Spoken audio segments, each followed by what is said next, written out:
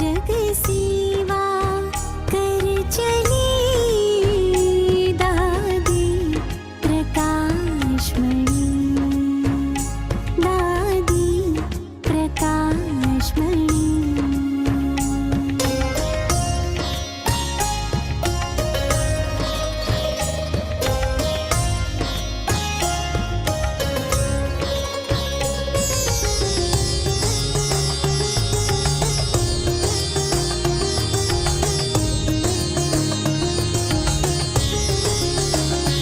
निमित्त निर्माण निर्मल बनना सबको सिखाया, निस्वार्थ प्यार का समंदर बन सब पे प्यार लुटाया।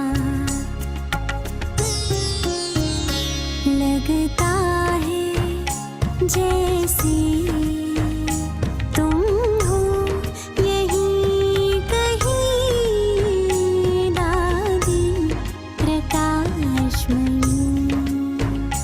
लगता है जैसे तुम हो यहीं कहीं, दादी प्रकाशमणि,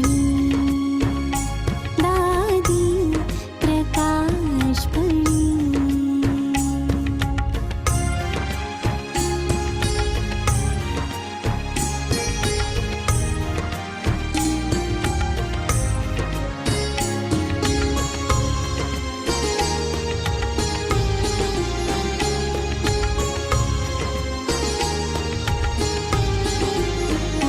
नारी शक्ति का मिसाल बन इतिहास जो रचाया,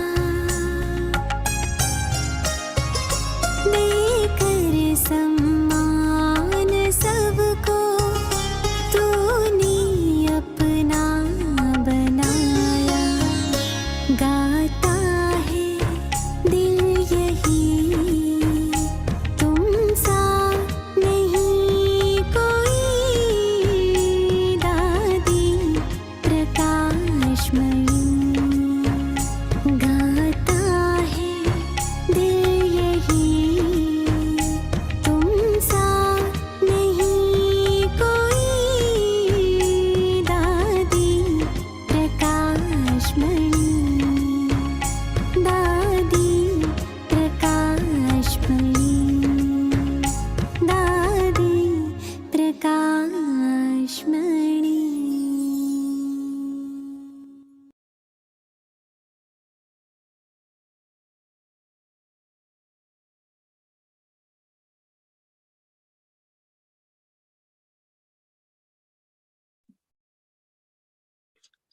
Om Shanti, Sister Jayanti, and Om Shanti to everyone.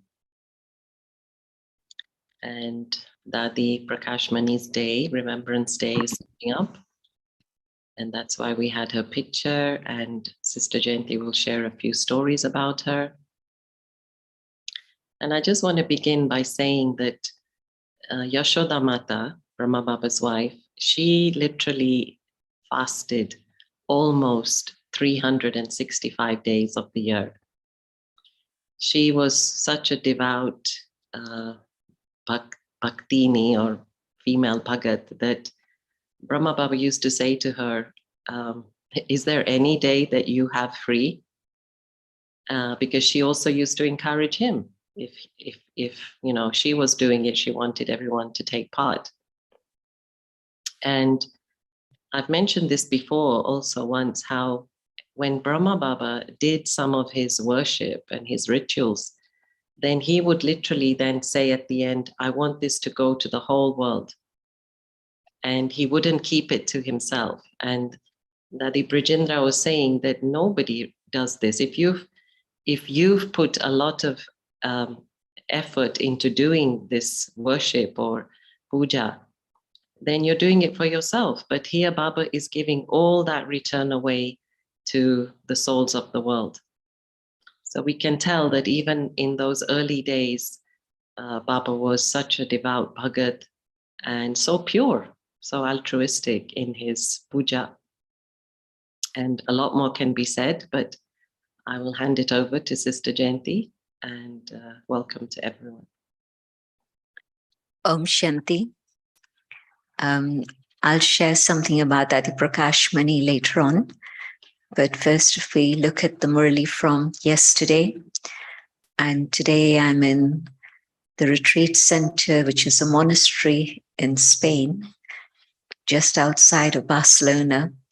And some of you who are watching and listening might have been there because the Spanish BK family have been using this for 15, 20 years, 25 years, almost 25 years.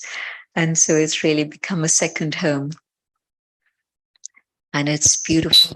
It's a beautiful setting in nature and lovely spacious space for the Brahmin family. And so yesterday's Murli, and it must have been Shivratri. And so it's a celebration of Mahashivratri, the great night of Shiva. And Baba's speaking about the great divine light coming to meet the constellation of souls who are the points of light, his children. And Baba is very, very joyful about the meeting with all his children. And of course, the children are also delighted and intoxicated. But in particular, Baba's reminding us of how the world is still searching for God, or they're worshipping God, or they're worshipping the deities. And here we are who have the fortune of actually experiencing the meeting with God. And so this very special meeting of the stars with the great light. And this has been remembered as the memorial of Mahashivratri. And out of the millions, multi-millions and billions that someone may have, yet what greater fortune could there be than to experience the meeting with God? And Baba remembered that song that is always played on Thursday when we offer bhog to Baba. Shiv Bhola Bhagwan, Hamne Dekha, Hamne Paya. And so Baba was using those expressions from the song that you are the ones who have seen and you are the ones who have attained. And so you sing this song. And others, maybe some are still thinking they have to attain or they will know further. But for most of the children in Madhuban at that point, of course, everybody knows Baba and has attained Baba. But some might still be trying. And then Baba spoke about the things that happen in the bhakti of Shivratri. And some festivals, there's a lot of eating and dancing and singing, but this particular festival, very simple, where there are promises that are made to God. And secondly, there is also fasting that happens. And thirdly, there's also sacrifice. And of course, in some places, they still have animal sacrifice.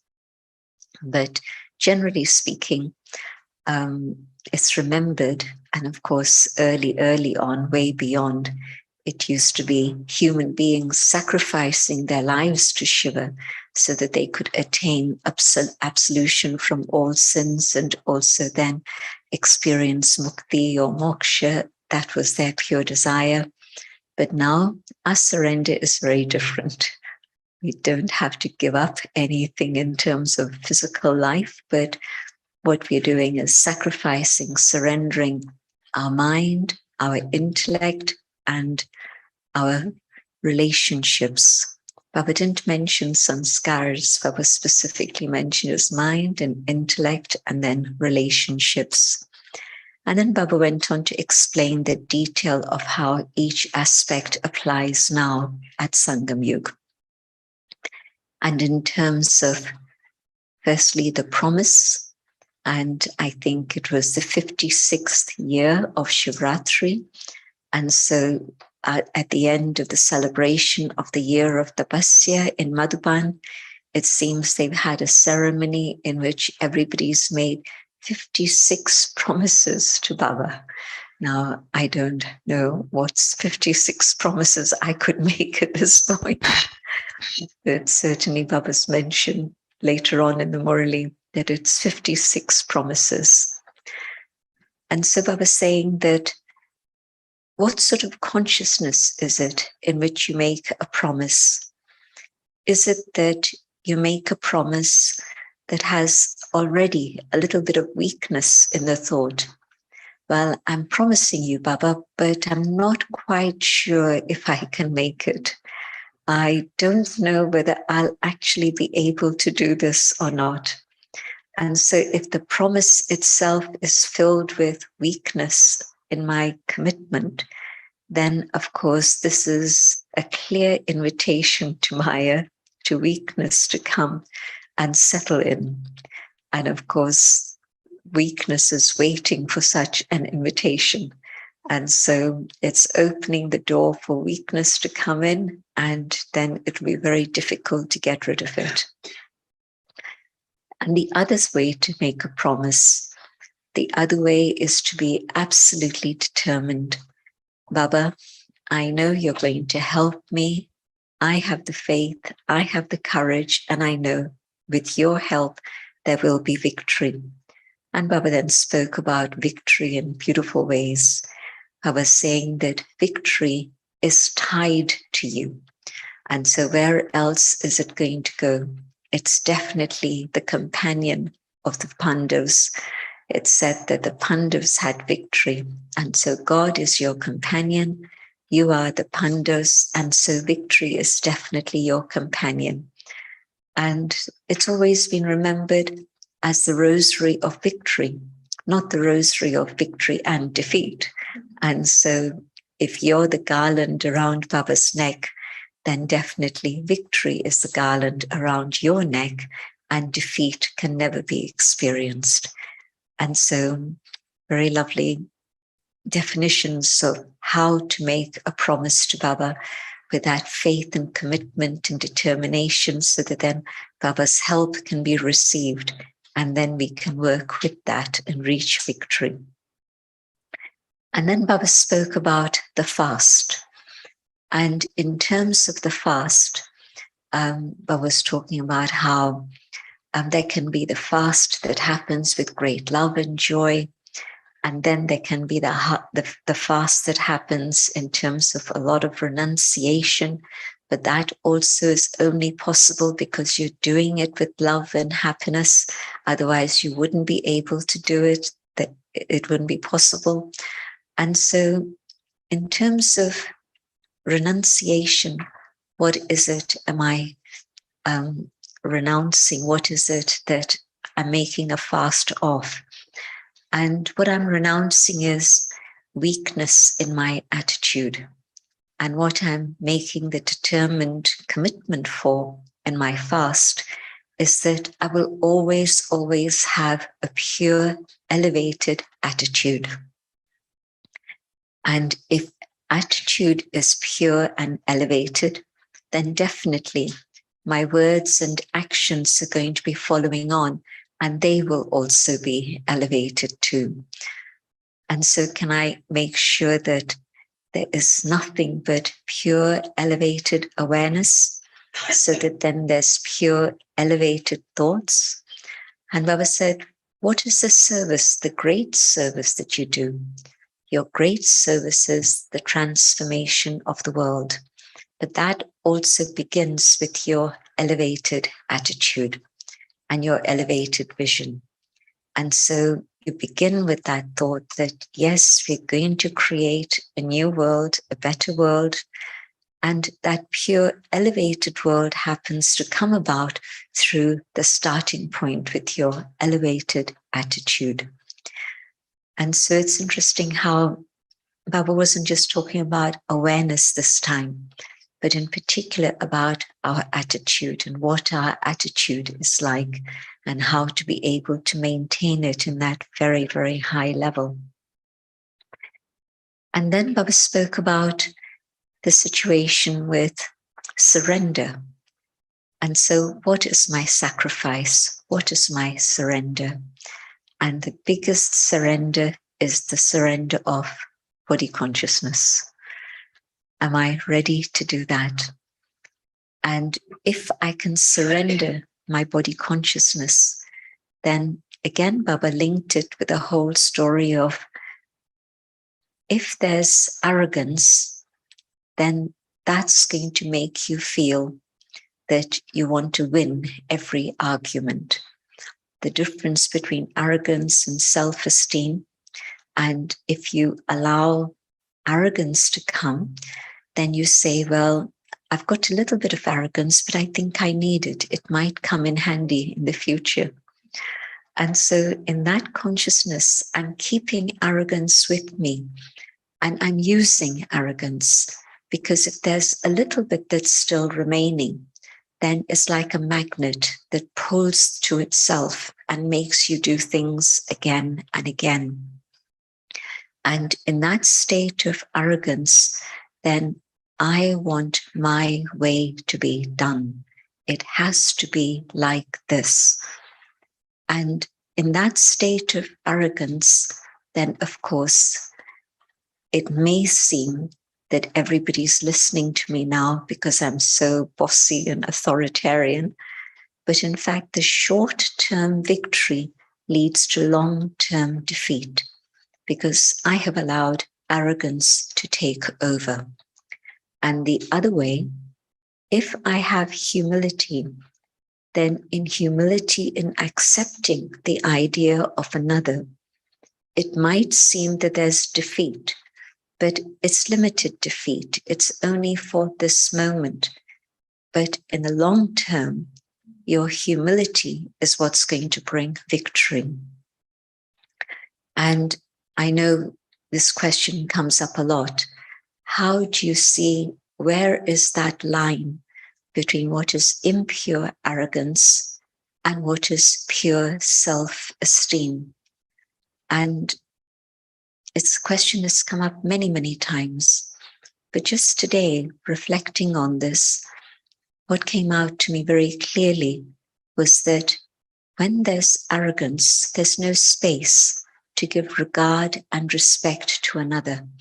Whereas when there's self-esteem, then in self-esteem, there will always be respect and regard given to others.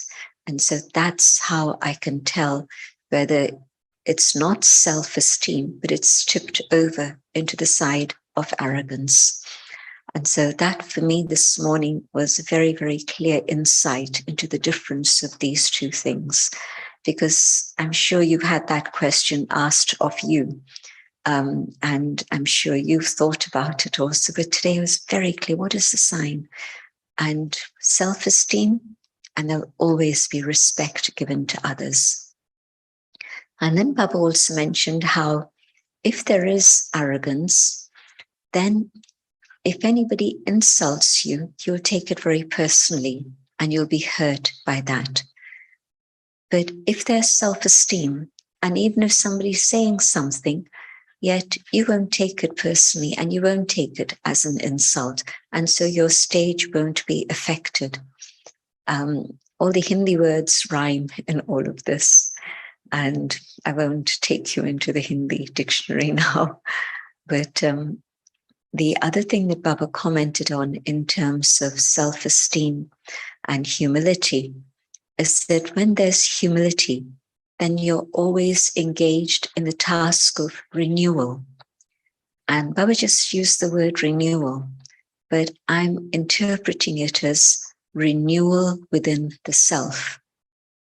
When there's humility, you know that there's constant change going on. You're working on yourself, you're renewing yourself continually. And so your vision isn't focused outside, your vision is focused inside. And in arrogance, my vision is always out there. What are other people doing? How are they seeing me? And so on. And so that opportunity and space for renewal inside isn't happening. And so it was a very lovely, detailed explanation of the difference between what happens in bhakti and what happens on the path of Gyan. And of course, it's the time for hoisting the flag, and the flag of victory, Godfather Shiva's flag hoisted everywhere. Of course, Baba mentioned that. But also Baba made an interesting comment that when it's a Lokik flag of a country or whatever, then when it flies at half-mast, it's an indication of mourning, of sorrow, of sadness. If there's something that's happened, they won't allow the flag to be flying high. They'll always pull it down. And of course, Shiv Baba's flag is always going to be flying high, and it's going to be the revelation throughout the world. And there's never any question of sorrow or anything sad that's going to happen. Always Baba's flag is of joy and upliftment. Baba also spoke about the prize of the year of Tapasya. We've been hearing many Murlis of the year of Tapasya, and it's now the conclusion. And Baba's very interesting comment that Baba's prize is just simply to say, children, you've done very well. This is Baba giving you the prize. You're good. You've been very good. Baba saw the zeal and enthusiasm of everyone who is engaged in Tapasya. And of course, Baba saying that a tiny minority reaching the number 1 stage, the vast majority reaching the number 2 or number 3 stage, and then a few at the bottom reaching number 4 stage, but the great majority, number 2, number 3. And so then Baba saying that the daddies will give you a prize. And then Baba turned it around again and said that, but in fact, the greatest prize that you can receive is that of having blessings. And blessings come when you've learned to keep a balance between karma and yoga. And so from last week's Murli, Baba picking up on that again. And so if you want the prize of blessings, then learn to keep a balance of these things. And last week they'd decorated, or the last Murli, would have been a few days before actually, but they decorated the whole stage as heaven. And this time they've decorated the whole stage as the subtle region. And again, Baba saying that, well, this is just a model. The light of that region is something else completely. But yes, Baba sees the zeal and enthusiasm with which you've done this. So Baba's appreciating that. But also, surely you must love the subtle region so much that you've created this scene with such great love.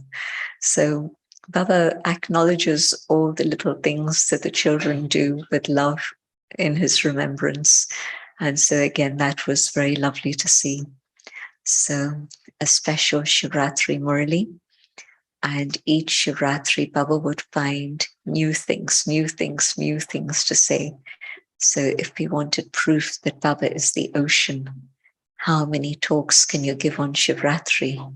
Well, you should be able to give at least 49 talks on Shivratri, because Baba gave 49 Murlis at least on Shivratri over the period of time that Baba would come. So that was the Murli. But then further, Dadi Prakash Mani. We're very fortunate that here we are all together to be able to honor Dadiji with Bhog on Thursday, special Bhog. And Dadi Prakashmani, the name Prakashmani is itself very beautiful, the jewel of light. And Dadi was the first Kumari to surrender. The first person to surrender had been Didi Manmoini, but the first Kumari to surrender even before Mama was Dadiji. And so Dadiji absolutely following in Mama's footsteps at first and later Baba's footsteps. And when Baba would tease them and say that who's going to leave Baba? And Baba would look at Dadi Prakashmani, Kumarka. Baba gave her 2 names. Avyakt Baba gave her the name Prakashmani, And Sakar Baba gave her the name Kumarka, the Kumari. And so Baba would look at them and say, who's going to leave Baba? And Baba would look at Dadi Prakash Mani and say, are you going to leave Baba? And she'd say, no, Baba, I'm not going to leave you. And then afterwards, she'd go to Baba and say, Baba, but why did you say I could leave you? I'm never going to leave you. And Baba would say, Jo dhiyake sikhe noa. And what that means is, tell the daughter, but you're actually teaching the daughter-in-law. If you were to say something to the daughter-in-law, she would object. But you can say anything to the daughter and she'll accept it with love.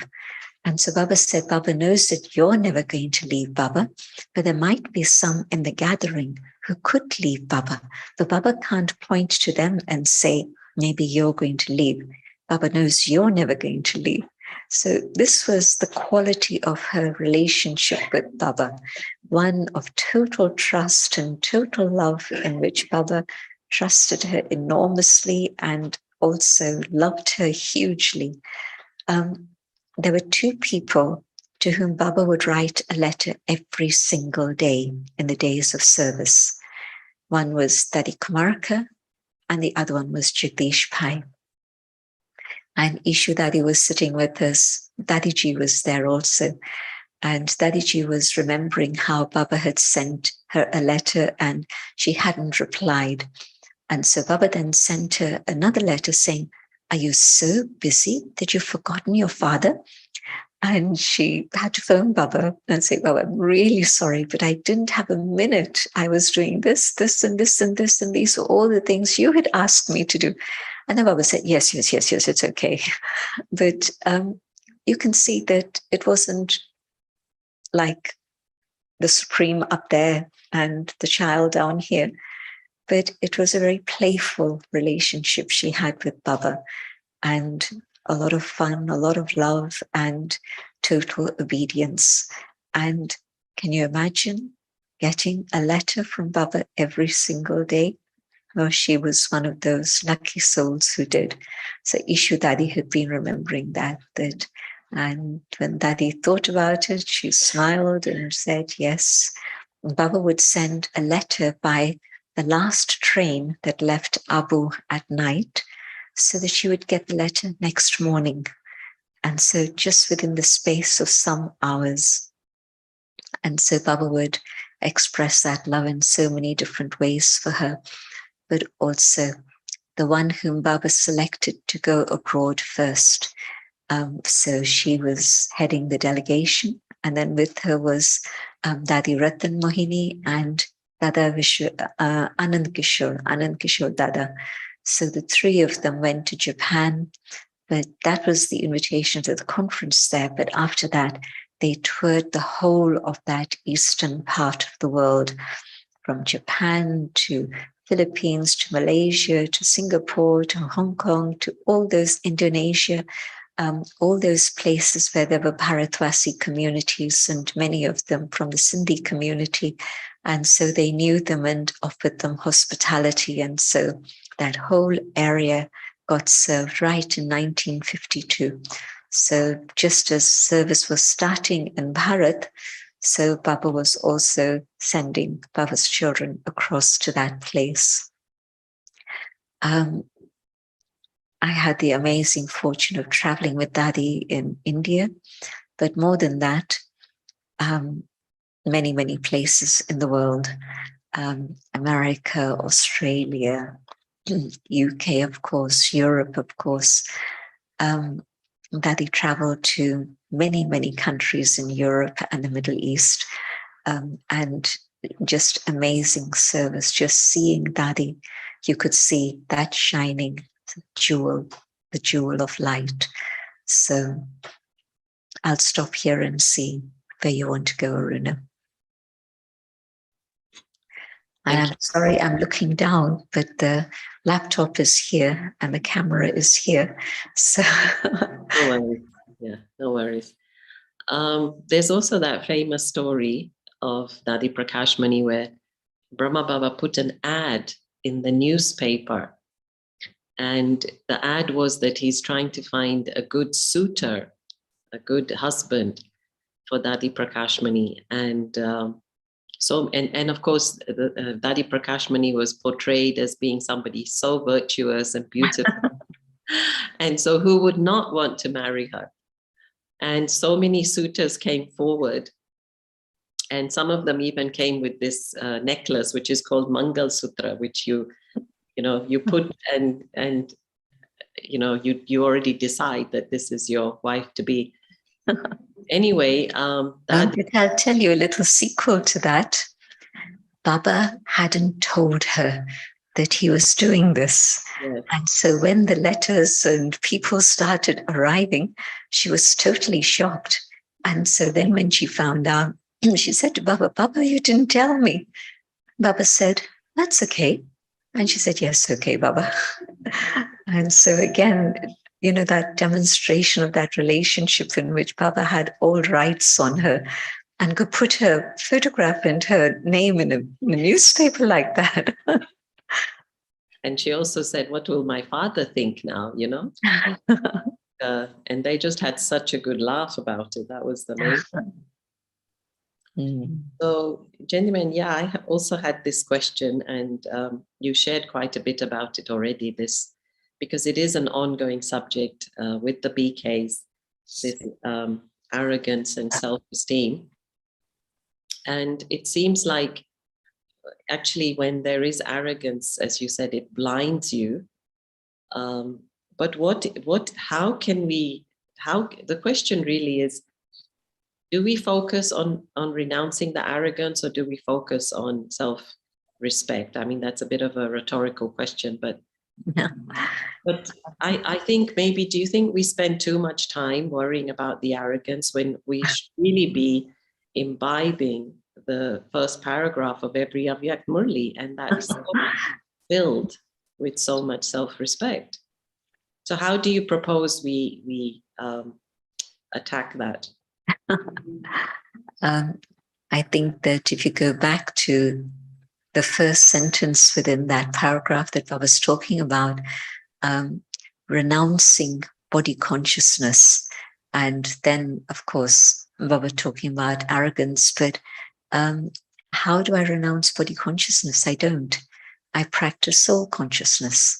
And the more I practice soul consciousness, the more I become aware of being a child of God, the more I become aware that God's qualities are with me, within me, and I start emerging them, and I'm able to start loving myself. I'm able to value myself. I can see how much Baba loves me and values me. And so my self-esteem rises. So working on self-esteem, just coming to it cold, is very difficult. If I start with the practice of soul consciousness and really develop that more and more, and this awareness of being a child of God, then in that awareness, my value and self-esteem develops automatically.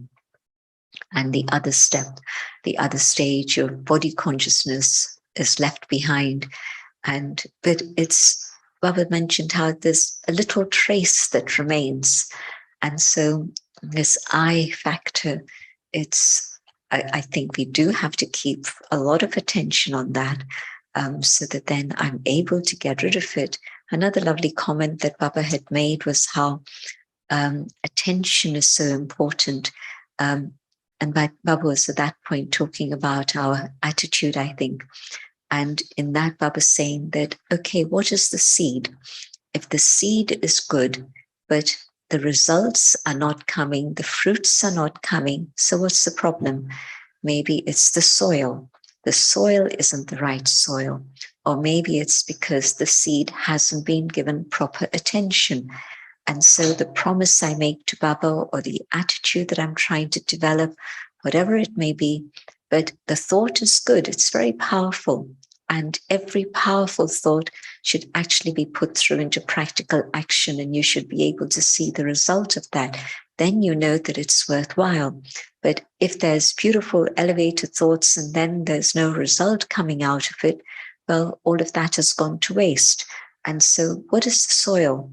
That pure thought needs a soil of determination, but also that seed needs to be sustained and nurtured with attention.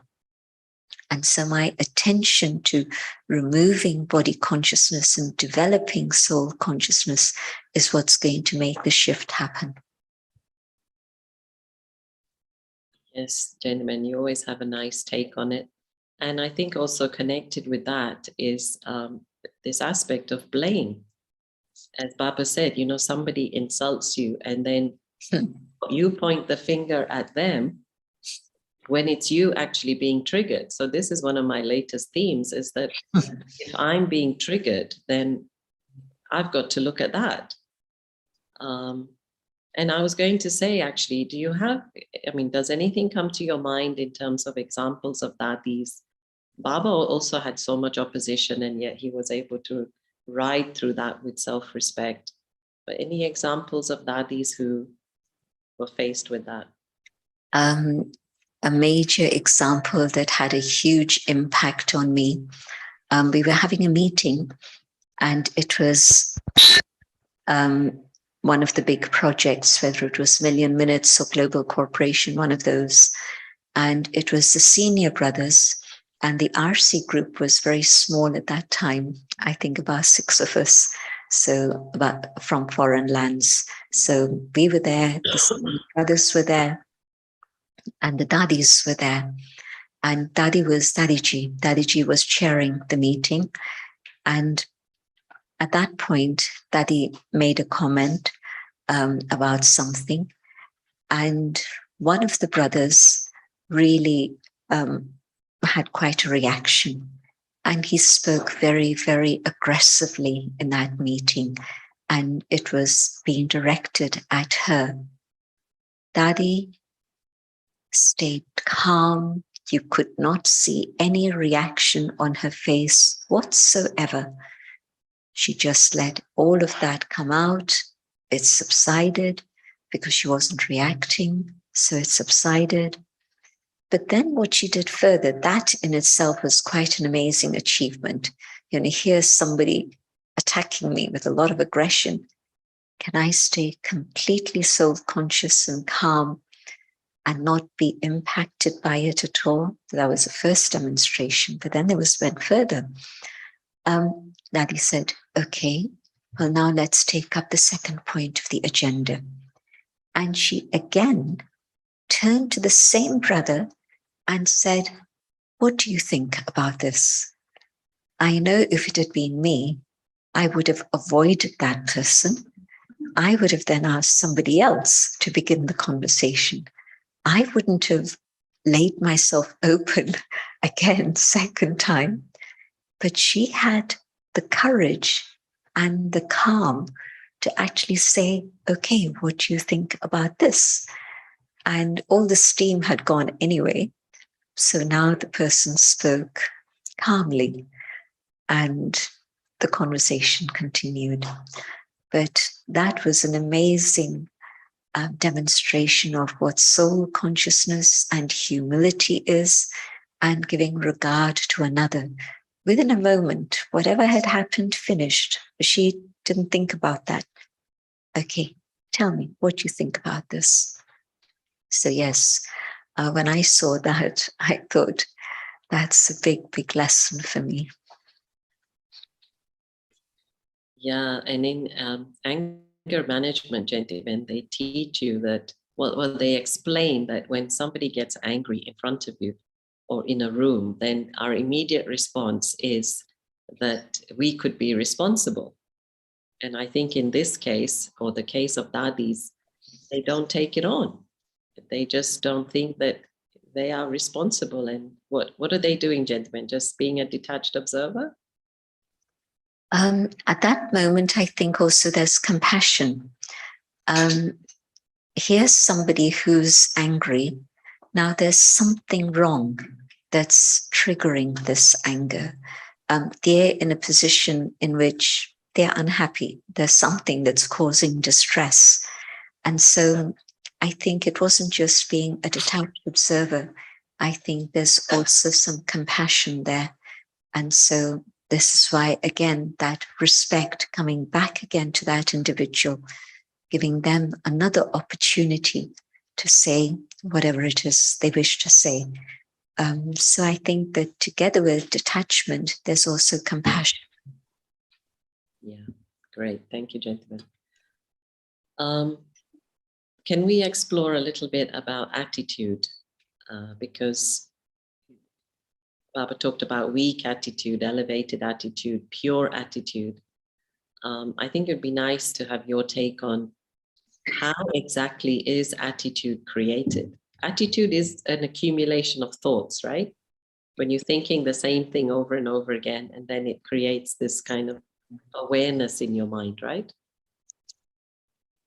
Smriti is first, so awareness comes first, and then from awareness then comes vritti, attitude. It's useful to go back to the Hindi language because you can see where things start and where they end. So smriti first, awareness, and then vritti, attitude. And so attitude is, yes, I've been aware of something or another, and maybe it's truth, maybe it's not. I keep remembering bits of the Murli again today, where Baba was speaking about every word you say becomes true, becomes real, is because you're filled with that benevolence and spiritual authority and power to make sure that every word becomes practical. Nothing is wasted. So in this case also, where my awareness is based on truth, then my vritti, my attitude is also going to be based on truth. And where my awareness is body conscious, then my vritti, my attitude is going to see that individual from that perspective of body consciousness. And so it's going to be not the right attitude. Very gross example, but it serves a purpose. I'll just take it up. Within my awareness, there's a thing about superiority and inferiority in terms of color and race. And that's so deep within me, it's been instilled that it's part of my understanding that this is true now. And so my attitude towards anyone of a different race, different color, is going to be through that. And so now what Baba's doing is turning it around completely. Baba's saying, forget about the color of your skin, forget about the background and race, even gender, and see yourself as a soul. And the constellation of stars, see everyone else as a soul also. So my attitude now has changed to the other. And it's not just, and again, another aspect of this ego and self-esteem comes out in the sense that ego says, I am great. Self-respect says, everyone is great. Everyone is a child of God. Everyone has greatness and goodness. And so in that stage, then my attitude right down at the core of my being has changed. And so you can see that if I have a pure, elevated attitude, then of course my relationship with the other is going to be filled with that love and respect also.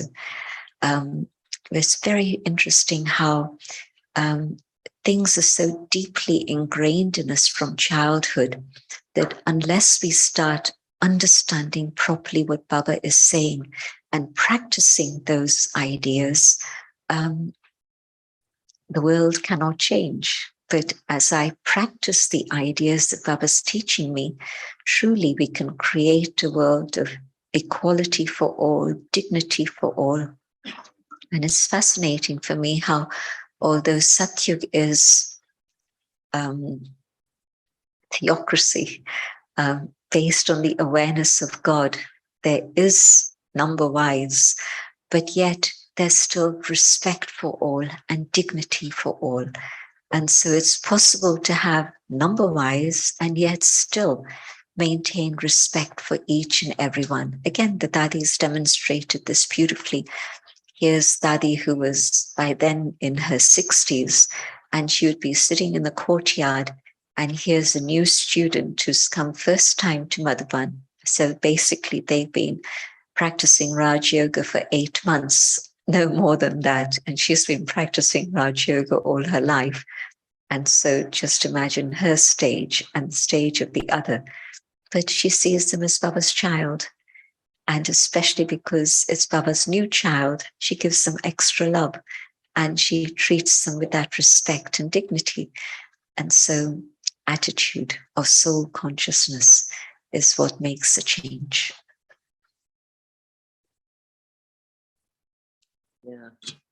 Yeah, that's really nice. So if we go back to the story of Dadi Prakashmani, then because she was in her truth and her love and her big heart, that was her awareness. And so then when somebody speaks like that, it doesn't feel like an attack, right? Yeah. Doesn't shake her one little bit. So if I get shaken by one sentence that somebody says, what's going on? How deep is my state of soul consciousness? How strong is my stage of self-esteem? Yeah, thank you. And somebody's just asking in the chat box, and maybe we take that question. So these terms, smriti and vritti, Jentiben, they're not just in the spiritual, religious context, they're in normal life, normal language, right? Like an awareness is created of anything, right? And then an attitude is created. Vritti is used generally, I know. Smriti, I think usually it would be used more in a spiritual context rather than the Lokik gross context. Thank you. And there's another thing that I'd understood from Jagdish Pai, and he took up the subject of vritti and vrittant. And the word vrittant means an event, and the word vritti, attitude. But what it's saying is that your attitude, your vritti, creates an incident. It finishes in an event. And so whatever is my vritti is going to lead to an outcome of an event. And so vrittant, vritti, vrittant. That was interesting for me. Yeah, lovely. There had been a question, Ben, what if there is any fine difference between sacrifice and surrender? I don't have a quick answer for that, but rather just an explanation. And sacrifice is where I'm offering something which is, I think, of value. And surrender is where I'm just giving everything. Whatever it is I have, good or not good, but I'm just surrendering everything to, in this case, God. Sometimes people surrender to human beings also, but our surrender is to God. But sacrifice usually implies that there's something that's precious and valuable that I have, and I'm offering it up as a sacrifice, even though it is something precious and valuable for me. Like, you know, the story in the Bible of Isaiah ready to sacrifice his son. So that wasn't a surrender. That was offering up the one who was most loved by him to God, because he thought that this is what God wanted. And then, of course, it wasn't what God wanted, but it was a test. So sacrifice is in that consciousness. But surrender is, I just give up everything that I have, all that I have. And so when we talk about our surrender, it's our surrender to God. We don't talk about our sacrifice to God. We talk about our surrender to God. Right, thank you. Regarding today's blessing, maybe you can break down for us this line that your final thoughts lead you to your destination. I mean, it's not literally, and often people ask this question about the end, because when it's time to go home, Jentiban, then what is the destination then? Is it then coming back into the cycle at that point? So it's two really. One, when you're going to have another rebirth, but then at the end as well. In Bhakti, that context is, as you said, that my final thoughts are going to lead me to my next birth, which is where my attachments are, which is my state of mind is, the condition of my being is. And so that's the connection there. But now at this moment, and in the context of what Baba's saying, can you imagine if in my final moments I'm in a state of confusion rather than just simply very clear with Baba?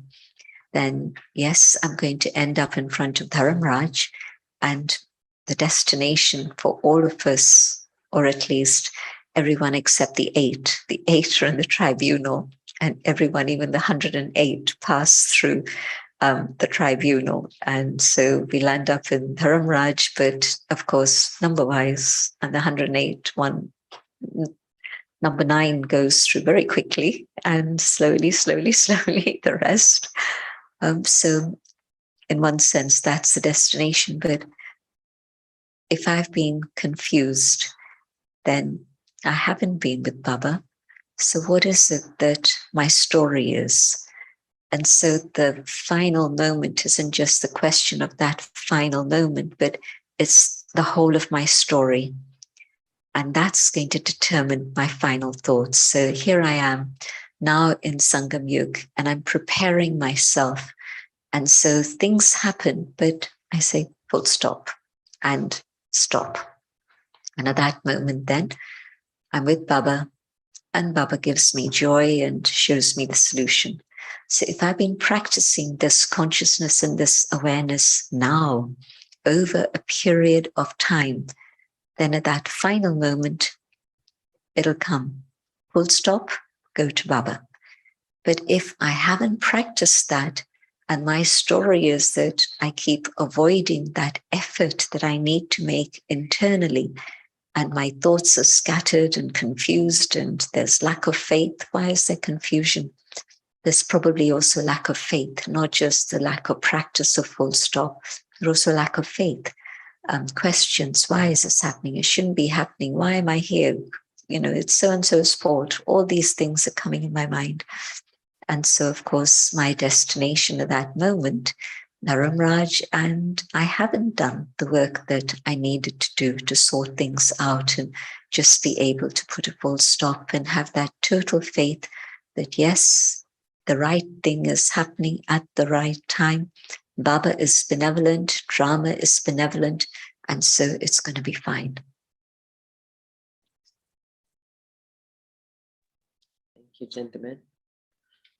If anyone has any questions, today everyone's quiet on the chat. I think because half of the people are here in this room with me and they don't have their laptops or their devices. Because when I see the faces on the screen, well, I'm seeing many of those faces right here in front of me, including many of the translators also. Yeah. So hello to everyone there. Actually, if the camera could be turned around just for a moment, it would be nice for everyone to see who's here. Oh, it can even be done remotely.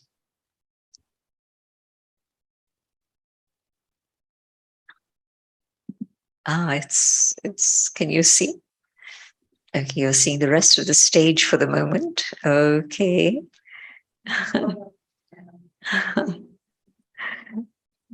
So you're now seeing those faces, right? Yeah, hello. Wish I was there. Next time. Yeah. Wow. Everyone is shining. And this is still the break in which people could do their silent reflection in the gardens or wherever. So you're not seeing the full gathering, but you're seeing about 75%. Sure. And you're not seeing the scenery outside, which is beautiful, very, very green. This is more beautiful. True. Very true. Okay. Okay, great. So, gentlemen, yeah, there was this question. I mean, you're always good at giving gyan. And yeah, and we don't really get to hear you give the course anymore. But I thought it's nice to, again, you always have a different take on things. And lately, I must admit, you have more a practical take on things. So that is very, very nice. So it's back to today's slogan, where Baba says, continue to accumulate in your account of elevated actions, and the account of sinful actions will automatically finish. So is this literally like a debit and credit? Or what is your understanding of this? And what if there is some imbalance? Or what if the intention is good, but one hasn't been able to quite accumulate? So could you give us your take on that? I was sharing this morning in the class here, and I don't mind repeating it.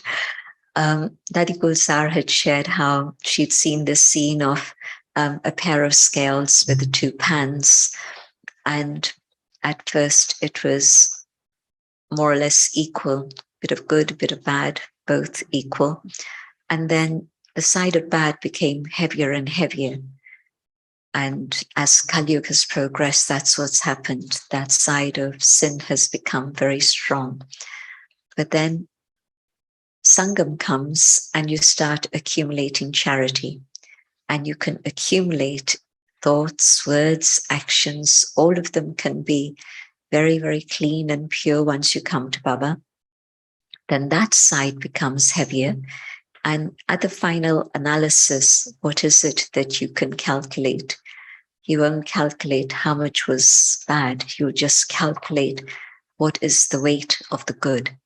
And so, yes, what Baba's saying, that just keep focusing on good things and continue with that. But of course, the implication of that is that your thoughts through the day, not just when you're doing service, for example, but through the day, you're constantly sharing pure thoughts, good thoughts. And so it means to me that that stage of karma yoga that Baba's talking about is very much present in that. Otherwise, how could you have just nothing but good thoughts, good thoughts, good thoughts all the time? So achieve that stage of karma yoga that Baba's been mentioning. And what you'll find is that, yes, that quality of pure thoughts, the yoga power is accumulating. That also is adding to the fact that your actions are good actions, but also your yoga power is accumulating. And so that's also finishing any old rubbish that remains. So it's not just good action, but it's also good thoughts, which is connected totally with yoga. Thanks, gentlemen. Yeah, regarding the question of supporting, if one is, gentleman has actually taken this up a few times, if you'd like to go back. And gentlemen, it's about you're the only child and you have to support your parents and they eat meat. But I think you've taken that up. And if you can just go back and listen, maybe if possible, the question answer link can be put up. There was another interesting question. Somebody's asking, is it okay to invest money? We understand that we do not buy lottery, but can we buy mutual funds, stocks, fixed deposits? Can we do any of that? At this point in the Kalpa, and I'm not a financial expert, but I don't think that makes a lot of sense to me. It really doesn't. Okay. By the way, officially, I'm not allowed to give financial guidance. And if this were England, I don't know about Spain, but if this were England, I'd be given a sharp rap on my knuckles.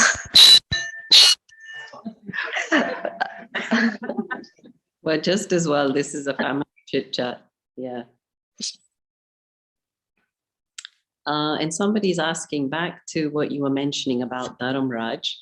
Then many people who have had near-death experiences, they just have a lot of love for God and no fear. when they see the light. The other thing that they've also had is they've been through a tunnel in which they've gone through. I'm getting it mixed up maybe, but they've had the whole view of past scenes flash in front of them. And this is what Baba's spoken of, how, yes, God is love. And it's my own repentance at that moment that's causing me grief. It's not God saying, I'm going to punish you now, but it's my own regret and repentance at that moment, which is causing me a huge amount of sorrow that I had the opportunity, which I didn't take up.